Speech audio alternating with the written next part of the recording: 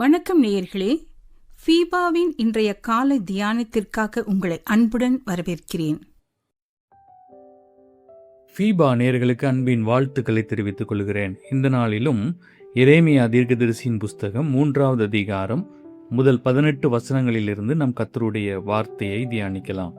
William Barclay என்கிற ஒரு தேவ மனிதன் இப்படியாய் சொல்லுகிறார்: ஆண்டவர் மனிதரை பார்க்கும்போது அவனுக்குள்ளிருந்து உருவாகக்கூடிய பரிசுத்தவானை பார்க்கிறார். எபிரேயத்தில் ஜூ என்ற பதம் திரும்பி வா என்று அழைக்கும் சத்தமாக இப்பகுதியிலே பல்வேறு வசனங்களில் காணப்படுகிறது.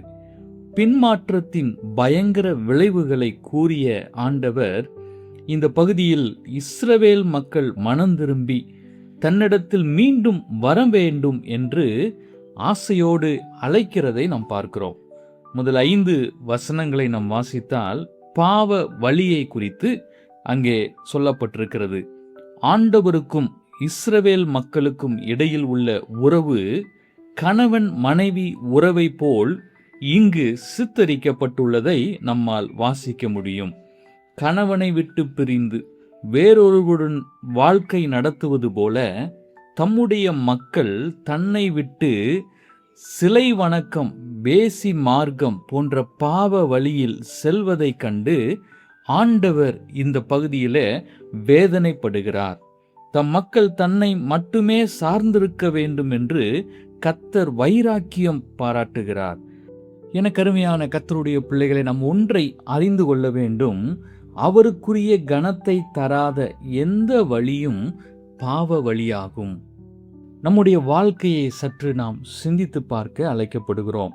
ஒருவேளை இன்றைக்கு ஆண்டவராய் இயேசு கிறிஸ்துவை நம்முடைய இரட்சகராக, நம்முடைய தெய்வமாக நாம் ஏற்றுக்கொண்டோமோ, அந்த நாளிலிருந்து அவருக்கு கொடுக்க வேண்டிய அந்த கனத்தை, அந்த முதலிடத்தை நாம் கொடுப்பதற்கு பதிலாக வேற ஏதாவது ஒரு உலகத்தின் சிற்றின்பத்திற்கும் காரியங்களுக்கும் அல்லது நம்முடைய சுய தேவைகளுக்கும் நாம் முக்கியத்துவம் கொடுத்து வருகிறோமா என்பதை நாம் சிந்தித்து பார்க்க அழைக்கப்படுகிறோம்.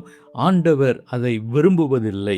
அவருக்கு கொடுக்க வேண்டிய கனத்தையும் அவருக்கு கொடுக்க வேண்டிய அந்த முதன்மைத்துவத்தையும் ஆண்டவர் ஒரு நாளும் விட்டு தருகிறவர் அல்ல என்பதை நாம் அறிந்து கொள்ள வேண்டும்.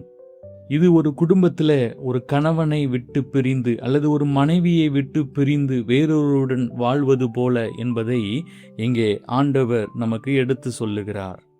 இரண்டாவதாக 6வது வசனத்திலிருந்து 10வது வசனம் வரைக்கும் நாம் வாசிக்கும் போது அங்கே போலி வழியை குறித்து சொல்லப்பட்டிருக்கிறது. இஸ்ரவேலுடன் யூதாவும் சேர்ந்து கொண்டதால் தவறான வாழ்க்கை நெறிமுறைகளில் மக்கள் பெருகிவிட்டனர். ஆண்டவர் அன்புடன் திரும்பி வர அழைத்தபோது மனம் திரும்புவது போல பாசாங்கு செய்யும் கூட்டம் ஒன்று உண்டு. என கருமையான தேவ ஜனமே, இன்றைக்கும் இப்படிப்பட்ட கூட்டம் நம் மத்தியிலே இருக்கிறதை நாம் அறிந்து கொள்ள முடியும். அநேகர் இப்படிப்பட்ட ஒரு போலியான வாழ்க்கை வாழ்ந்து கொண்டிருப்பதை நாம் பார்க்க முடியும். உண்மையான மன திரும்புதலுள்ள ஒரு வாழ்க்கை இல்லாமல் பாசாங்கு செய்யும் கூட்டம் இந்த நாட்களிலும் பெருகி இருக்கிறது. அரை மனதுடன் ஆண்டவரிடம் வரும் கூட்டமும் உண்டு. இவர்கள் போலியான வழியை தெரிவு செய்கிறார்கள். நம்முடைய மனம் திரும்புதல் எப்படிப்பட்டது என்பதை நாம் சிந்தித்து பார்க்க அழைக்கப்படுகிறோம். போலியான மனம் திரும்புதல் நிலைத்திருக்க முடியாது. இறுதியாக 11வது வசனத்திலிருந்து 18வது வசனம் வரைக்கும் நாம் வாசிக்கும் போது பரிசுத்த வழியை குறித்து அங்கே பேசப்பட்டிருக்கிறது.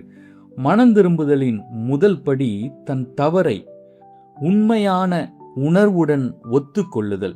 2வது படி ஆண்டவரை முழு மனதோடு சார்ந்திருத்தல். இப்படி உண்மையாக மனம் திரும்பும் மக்கள் பரிசுத்த வழியை தெரிந்து கொள்கிறார்கள். முதலாவது, கர்த்தர் தம் கிருபையை தருகிறார். இதை நாம் 12வது வசனத்தில் வாசிக்கிறோம். நீ போய் வடதிசையை நோக்கி கூற வேண்டிய வார்த்தைகள் என்னவென்றால், சீர்கெட்ட இஸ்ரவேலே திரும்பு என்று கர்த்தர் சொல்லுகிறார். நான் உங்கள் மேல் என் கோபத்தை இறங்க பண்ணுவதில்லை. நான் கிருபையுள்ளவர் என்று கர்த்தர் சொல்லுகிறார். நான் என்றைக்கும் கோபம் வைக்க மாட்டேன் என்று கர்த்தருடைய வார்த்தை தெளிவாக இங்கே எடுத்து சொல்லப்பட்டிருக்கிறது. இரண்டாவதாக, இந்த பரிசுத்த வழியிலே வழிநடத்தி செல்வதற்கு அவர்களுக்கேற்ற தலைவர்களை தருகிறார். இதை நாம் 15வது வசனத்திலே பார்க்கிறோம். உங்களுக்கு என் இருதயத்திற்கு ஏற்ற மேய்ப்பர்களை கொடுப்பேன், அவர்கள் உங்களை அறிவோடு புத்தியோடும் மேய்ப்பார்கள் என்று கர்த்தர் சொல்லுகிறார். மூன்றாவதாக, எல்லாவற்றுக்கும் மேலாக பாவ வழியை விட்டு ஆண்டவருடன் இணைந்து வாழும் பரிசுத்த வாழ்வையும் விடுதலை வாழ்வையும் உண்மையாய் மனந்திரும்பும் மக்களுக்கு வாக்களிக்கிறார். இதைதான் நாம் 17-18 வசனங்களிலே நாம் வாசிக்கிறோம். எனக்கு அருமையானவர்களே, ஆண்டவருடைய அழைப்பினை ஏற்று உண்மையான மனந்திரும்புதலின் அனுபவத்தை பெறுவதற்கு கர்த்தர் நம்மை வழிநடத்துவாராக. ஆமேன். இன்றைய காலை தியானத்தில் பங்கேற்றமைக்காக நன்றி. உங்களது கருத்துக்களை பகிர்ந்து கொள்ளவோ மேலும் விவரங்கள் அறிந்து கொள்ளவோ 94585052 என்ற எண்ணிற்கோ அல்லது info@fibaonline.org தொடர்பு கொள்ளவும். தேவன் தாமே உங்களை ஆசீர்வதிப்பாராக. ஆமேன்.